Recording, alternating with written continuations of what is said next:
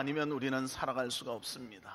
또 이렇게 날씨가 더워지니까요, 점점 여러 가지 집중도 안 되고 힘든 것 같습니다. 그럴 때일수록 우리가 좀 더 단순해져서요, 다른 거 생각하지 말고 하나님 생각하며 말씀 가운데 거하시기를 바랍니다.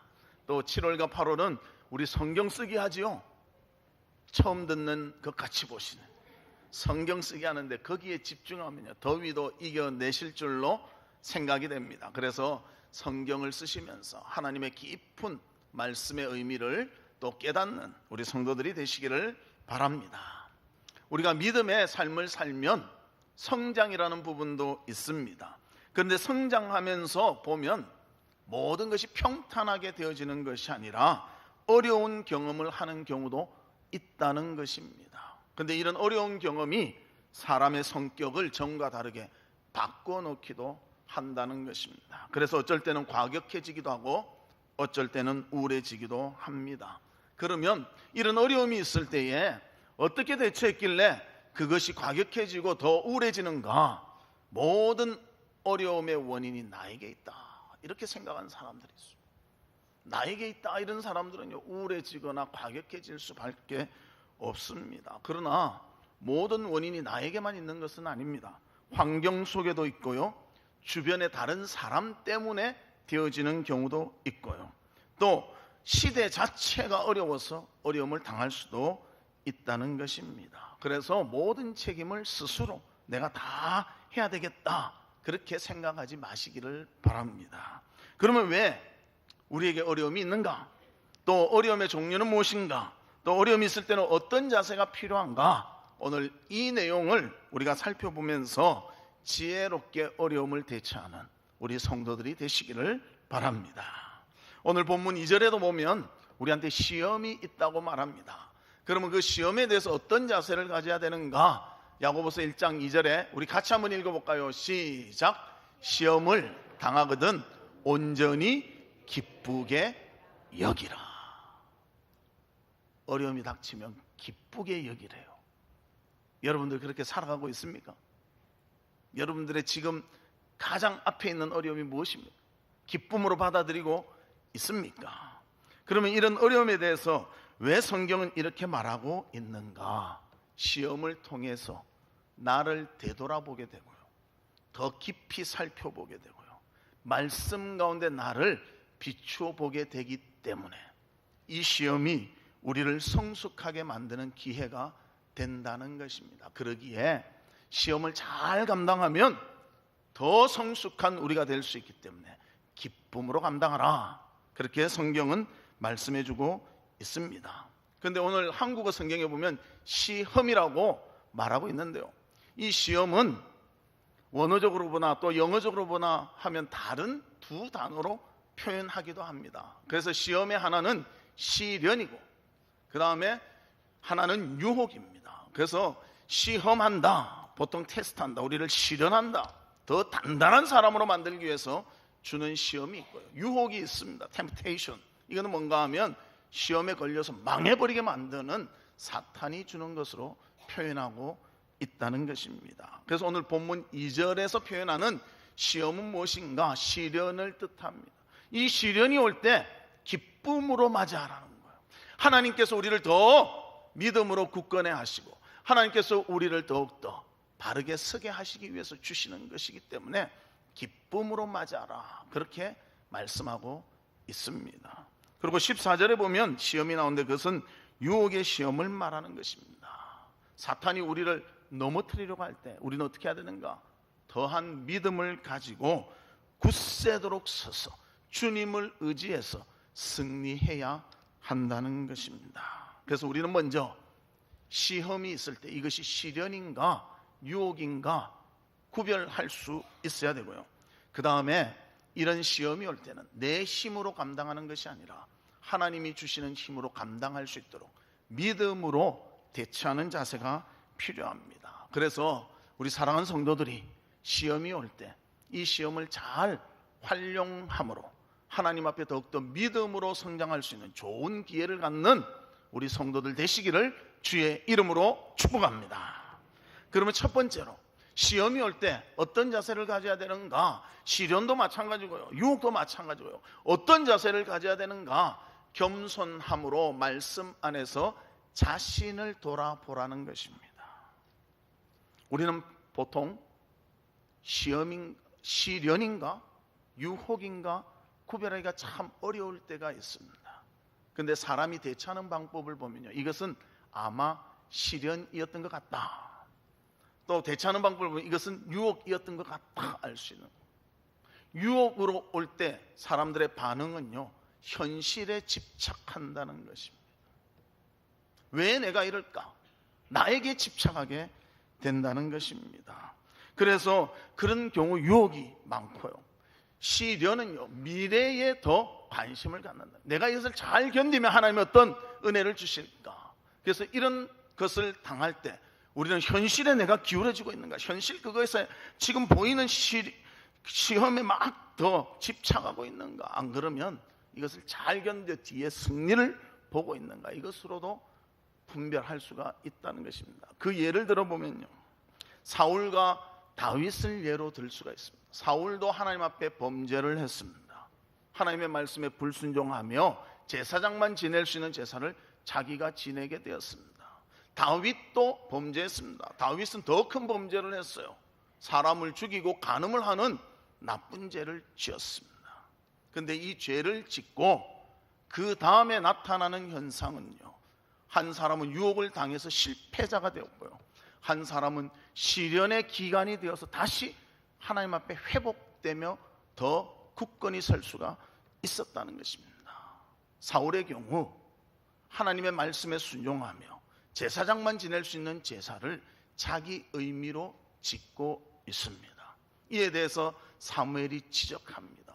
이것은 왕이 잘못했습니다. 제사장만 지낼 수 있는 제사를 왜 왕이 지내셨습니까? 그 말을 받으면 하나님 말씀에 나를 비춰봐서 과연 내가 바르게 했는가, 안 그러면 이거 틀렸는가 깨닫고 주님 앞에 솔직히 내 자신을 내려놓아야 한다는 것입니다. 그러나 사울은 내려놓지 않습니다. 끝까지 부인하고요, 끝까지 나는 그렇지 않다는 변호만 해대는 것입니다. 그렇기에 하나님께서는 사울을 기쁘게 보시지 않고 사울을 왕에서 폐위시키고 있습니다. 우리도 이런 경우가 있지 않습니까?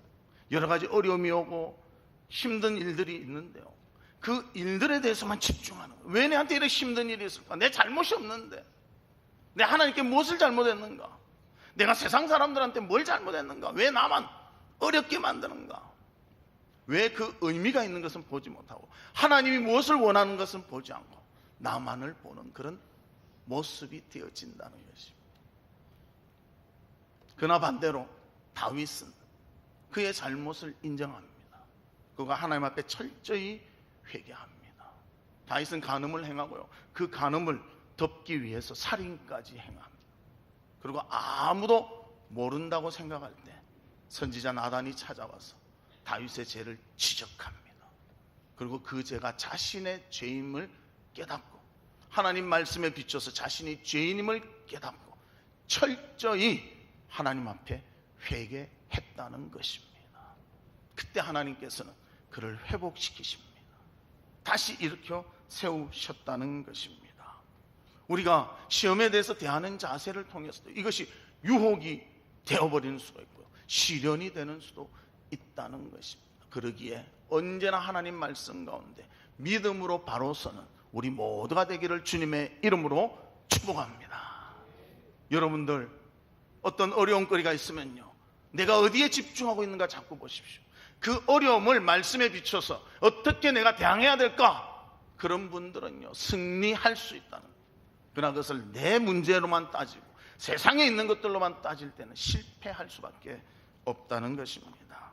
그래서 언제나 유혹이 와도 우리가 하나님과 함께 한다면 그 유혹을 다시 회복시킬 기회로 바꿀 수가 있고요, 시련이 와도요, 하나님의 의도와 다르게 그 시련을 견디지 못하고 그 시련을 통해서 자꾸만 불평불만한다면 우리는 그것으로 인해서 더 나쁜 결과를 가져올 수가 있다는 것입니다. 그래서 우리는 언제나 모든 우리에게 다가오는 시험에 대해서 하나님 말씀을 중심으로 나를 되돌아보는 그런 믿음의 자세가 있기를 바랍니다. 그래서 시편 119편 105절 우리 같이 한번 읽어볼까요? 시작. 주의 말씀은 내 발의 등이요 내 길의 빛이니이다. 하나님의 말씀이 내 발의 등이 됐어요. 내 앞길을 밝히 보며 갈 수 있게 하시고요, 내 길의 빛이 되어서 내가 어디에 목표를 두며 어떻게 가야 되는가를 깨닫게 해 주신다는 것입니다. 모든 삶의 문제들을 하나님의 말씀에 비추어 보십시오. 하나님이 교훈해 주시고요, 깨닫게 해 주시고 어떻게 살아가야 되며 무엇을 감도해야 되며 무엇을 해야 되는가 깨달음을 주실 것입니다. 그 말씀대로 살아간다면 우리는 진정 시험 가운데서도 승리하는 자, 믿음의 아름다움을 드러내는 자가 될 줄로 믿습니다. 이런 아름다운 믿음의 삶을 살아가는 성도들이 되시기를 주의 이름으로 축복합니다. 두 번째로는 하나님을 의지하라는 것입니다. 시험이 올 때 내 힘으로 감당하려고 하지 마십시오. 하나님을 의지해야 됩니다. 시편 기자도 시편 28편 7절에 이렇게 말합니다. 여호와는 나의 힘과 나의 방패이시니 내 마음이 그를 의지하여 도움을 얻었더라. 그러므로 내 마음이 크게 기뻐하며 내 노래로 그를 찬송하리로다.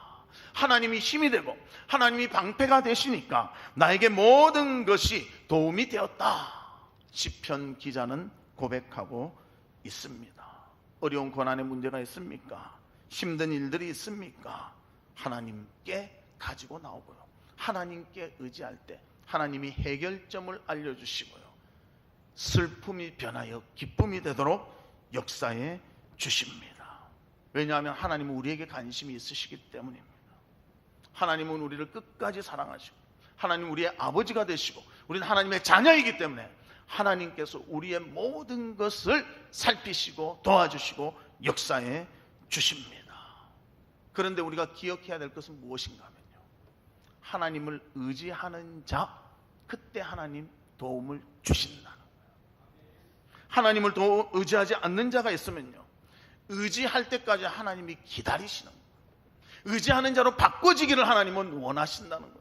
고난을 통해서 자기 힘으로 안 된다는 것을 깨우칠 때, 아, 이거 안 되겠구나, 하나님 찾아야지, 이러면서도 우리가 하나님을 의지하게 만드신다는 거죠. 그래서 하나님은 의지할 때까지 지켜보십니다. 어떤 성도는 그래요. 그냥 가만히 있으면 알아서 하나님 다 해주신다. 어디에 그런 성경이 있습니까? 찾으면 내한테 가져오십시오. 하나님은요, 심는 대로 거둔다고 하셨어요. 하나님을 찾는 자를 하나님이 보호해 주시고 의지하는 자를 하나님이 사랑해 주시죠. 가만히 있으면서 아무것도 안 하면서 그냥 남 가는데 뒤쫓아가면 나도 같이 얻을 수 있을 것이 아닌가. 그것은 우리의 생각을 바꿔야 될 줄로 믿습니다. 하나님 앞에 진정 바로 서기 위해서는요, 내 마음과 정성을 다해서 주를 의지하고 주를 바라볼 때 해결점을 주시고 역사해 주십니다. 하나님도 남는 장사를 하지 손해보는 장사를 하시지 않는다는 거예요. 그래서 사울 같은 경우 보십시오. 하나님께서 명령하시는데 그 명령에 다 불순종하니까요, 기다려 주십니다. 그가 변하기를 기다리십니다. 하나님을 의지하기를 기다리십니다. 그래도 안 되니까 그를 버리고 다윗을 대신 쓰셨다는 것입니다. 하나님은 의지하는 자, 준비된 자, 주님 안에서 살아가는 그 자를 돕고 힘을 주시고 의지하게 하시지, 하나님께서 그렇게 의지하지 않는 자를 통해서 역사하시지는 않는다는 것입니다. 요나의 예를 봐도요, 하나님께서 어떻게 역사하시는가를 우리는 발견하게 됩니다. 요나에게 하나님이 말씀하십니다. 니느웨로 가서 그 백성들을 회개시키라. 내가 그 백성들이 멸망당하지 않고 건져내기를 원한다. 그런데 요나는 어디로 갑니까? 반대편 바닷가 다시스로 갑니다. 배를 타러 갔는데 배가 순적하게 만난 거예요. 너무나 배가 잘 갑니다. 그러나 깨닫지를 못합니다. 하나님의 사명을 잊어버리고 있습니다. 그때 하나님께서는 깨닫게 하십니다. 폭풍을 통해서 깨닫게 하십니다. 그런데 폭풍이 쳐도 요나는 깨닫지 못하고 배 밑에서 잠만 자고 있는 거예요. 그래서 하나님께서 요나를 빼서 어디다 던지십니까? 바다에다 던져버리시는 거예요. 그래도 깨닫질 못합니다. 그 다음엔 어디에 집어넣으십니까? 큰 물고기 뱃속에 집어넣는 거예요. 그 뱃속에 들어갔을 때 요나가 깨닫게 됩니다. 내가 하나님의 사명을 감당하지 않으니까 하나님이 이곳까지 보내셨구나. 하나님, 저를 살려주시면 주의 사명 감당하는 주의 신실한 종이 되겠습니다. 하나님을 의지하는 자가 되겠습니다. 그때 하나님이 물고기 뱃속에서 요나를 토해내게 하시고 니느웨에 가서 많은 자들을 멸망해서 건지게 하셨다는 것입니다. 그런데 만약에 요나가 하나님이 니느웨에 가서 멸망당할 경고를 하라 할 때 바로 가서 했다면요, 이 모든 어려운 가정들 다 없앴을 거예요. 또 요나가 그 니느웨에 갔을 때요, 복음을 전하고도 마음이 찜찜하잖아요. 왜 그런가 하면 아수르 나라, 쉽게 말하면 가장 원수로 생각하는 나라 수도에 가서 그들을 회개시켜서 건져내라니까요. 싫은 거예요. 그래서 막 불평이 많은데 햇볕이 막 따갑게 내리쬐니까 요나가 너무 힘든 거예요. 그런데 하나님께서 박을 탁 만들어서 그늘을 딱 삼아주니까 너무 좋다. 근데 그 다음 벌레가 딱 갉아먹어서 박이 없으니까 또 불평하는 거예요. 봐라, 너는 이 박 하나 있는 것 없는 것 때문에 불평하는데 이 많은 니느웨 백성들 살리기 위해서 나는 너를 사명을 주고 그 일을 시키지 않았느냐. 그때 요나가 깊이 깨닫게 되었다는 것입니다. 하나님을 의지할 때 길이 열리고요, 하나님을 의지할 때 깨달음이 있게 되고요, 하나님을 의지할 때 주의 사명을 감당하는 우리가 될 수가 있습니다. 우리 사랑하는 성도들은 여러 가지 어려움과 고난과 시험이 오더라도 주님을 의지함으로 승리하며 극복하는 모두가 되시기를 주님의 이름으로 축복합니다. 그래서 오늘 본문 5절에도 이렇게 말합니다. 우리 한번 같이 읽어볼까요? 시작. 너희 중에 누구든지 지혜가 부족하거든 모든 사람에게 후히 주시고 꾸짖지 아니하시는 하나님께 구하라. 그리하면 주시리라. 하나님께 구하라. 하나님께 의지하라. 하나님이 주시리라. 우리에게 분명히 감당할 수 있는 능력을 주시리라. 분명히 말씀하십니다. 모세도 어려움 가운데서 위기를 모면했습니다. 앞에는 홍해가 가로막고 있고요, 뒤에는 애굽의 군사들이 그들을 죽이려고 쫓아오고 있습니다. 방법이 없는 거예요. 어떻게 하면 좋을까? 모세는 자신의 힘을 의지하지 않습니다. 모세도 그 앞에 대단한 일을 했습니다. 10가지 재앙을 애굽에 내리는데 자기가 앞장서서 한 거예요. 그런데도 자신의 힘이라고 느끼지 않습니다. 하나님의 도와주심임을 인정합니다. 그리고 그때 또 하나님 앞에 나아가 기도합니다. 하나님, 이 백성들을 어떻게 하시겠습니까? 기도할 때 하나님의 응답이 나옵니다. 그래서 하나님의 응답대로 지팡이를 홍해 앞에 내밀 때 홍해가 갈라지는 기적이 일어나게 되는 것입니다. 하나님을 의지할 때 우리가 상상하지 못하고 우리가 기대하지 못했던 일까지도 하나님은 이루어 주시며 우리와 함께해 주시는, 우리를 도와주시는, 우리의 편이 되시는 그런 주님이심을 보여주신다는 것입니다. 힘든 일이 있습니까? 어려운 일이 있습니까? 주의 전에 나오십시오. 무릎을 꿇으십시오. 고개를 숙이십시오. 하나님께 마음을 다해서 기도하십시오. 하나님은 분명히 우리의 그 아름다운 기도를 들어 응답해 주실 것입니다. 하나님을 의지하는 것, 이것이 우리 가운데 있는 시험과 어려움을 이기는 귀한 방법이 되는 것입니다. 세 번째는 끝까지 인내하며 의심치 말고 주님을 따르라는 것입니다. 의심치 않는 것이 중요하고요, 인내하는 것이 중요합니다. 끝까지 주님을 따르라, 이 말은요, 순종하라는 말입니다. 시험이나 고난이 있을 때 많은 사람들이 쉽게 포기를 합니다.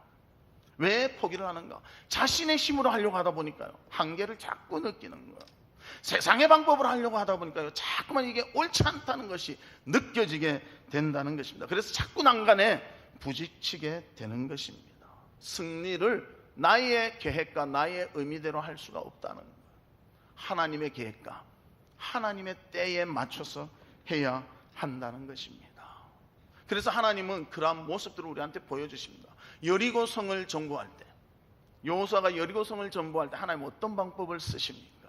매일 여리고성을 한 바퀴씩 돌게 합니다. 제사장이 법궤를 딱 앞세워서요, 한 바퀴를 돕니다. 뭐 특별한 거 없어요. 한 바퀴 돌죠. 둘째 날에는 뭐 합니까? 또 한 바퀴 도는 거예요. 여섯째 날까지 한 바퀴 돕니다. 마지막 일곱 번째 날 한 바퀴, 두 바퀴, 일곱 바퀴를 돕니다. 그리고 여리고성에 앞에 섭니다.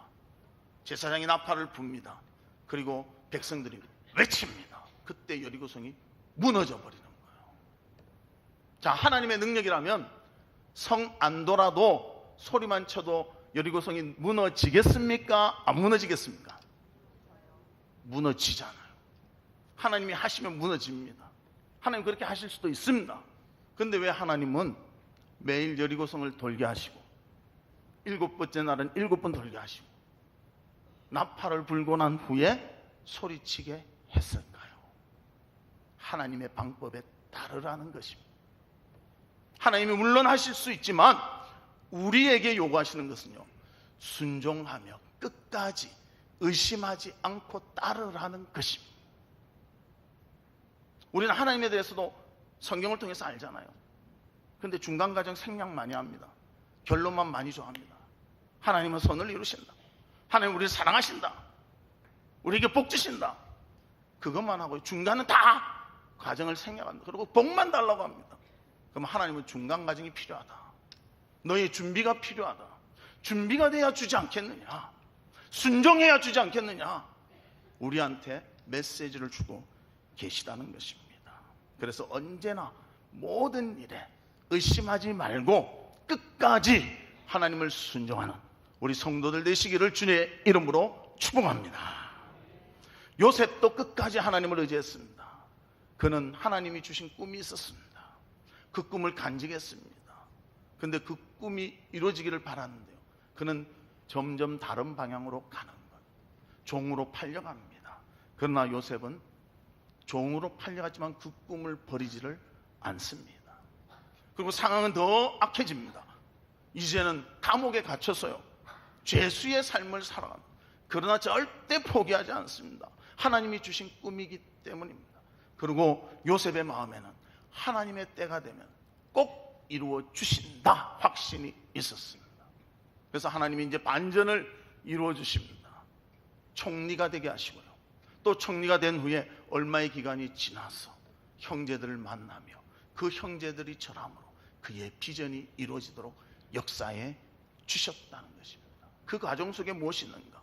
끝없는 하나님을 신뢰하고 의심하지 않고 믿음으로 순종하며 나가는 그 자세가 있어야 한다는 것입니다.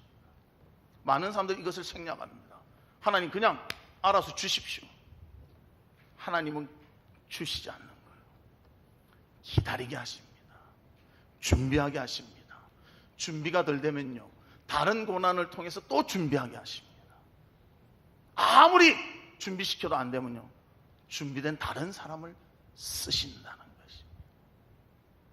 그래서 우리는 겸손히 하나님 바라봐야 되고요, 말씀을 통해서 주님의 뜻이 무엇인지 깨달아야 되고요, 끝까지 의지해야 되고 끝까지 순종해야 한다는 것입니다. 이런 자에게 하나님은 승리의 삶을 살 수 있도록, 시험을 이길 수 있도록, 시험을 통하여 유익을 얻도록 인도해 주십니다. 나폴레옹이 유럽을 침공할 때였습니다.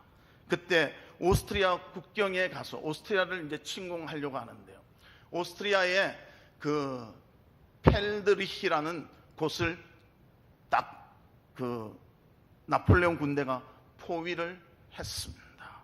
그래서 이제 펠드리히에서 많은 사람들이 모여서 비상의회를 소집했습니다. 이 사태의 심각성을 서로 말했습니다. 그리고 의견이 나오는데요, 아예 우리 나폴레옹 이길 수 없으니까 항복하자, 그런 사람도 있었습니다. 그때 한 사제가 일어나서 말했습니다. 우리의 힘을 의지한다면 우리는 지는 수밖에 없습니다. 그러나 이제 부활절인데 오늘 예정대로 교회에 종을 치고 우리 예배를 드립시다. 그리고 나머지 일은 하나님께 맡깁시다. 그러니까 사람들이 그래요, 예배드리고 하나님께 맡기고 한번 해봅시다. 그래서 모두가 동의를 했습니다.